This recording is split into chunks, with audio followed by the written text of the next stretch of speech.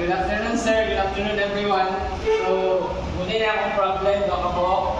First, if the volume of a spherical ball is 36 pi centimeter cube, what is the radius of this ball?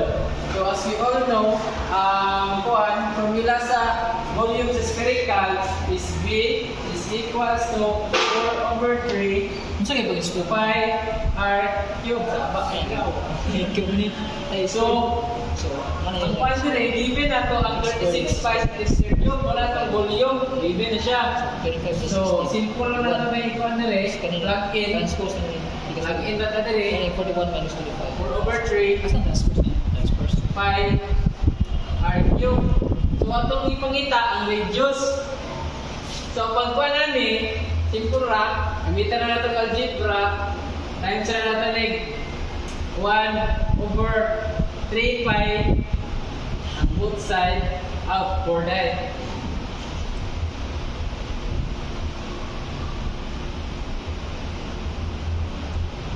So, cancel. So, mabiling na yun.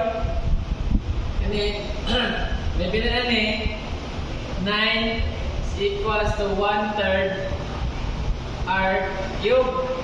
Continue na din.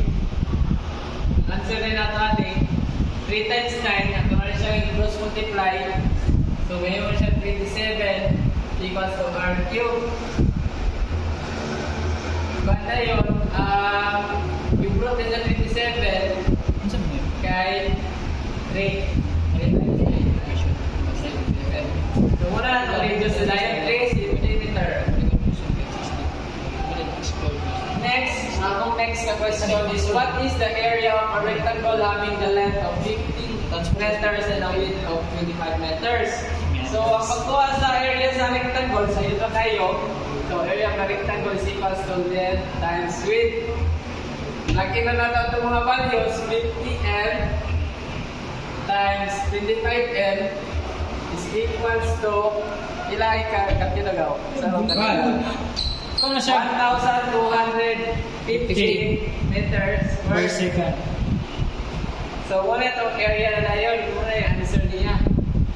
So, that's all, sir. Thank you. Ay na, I love you, Jalen.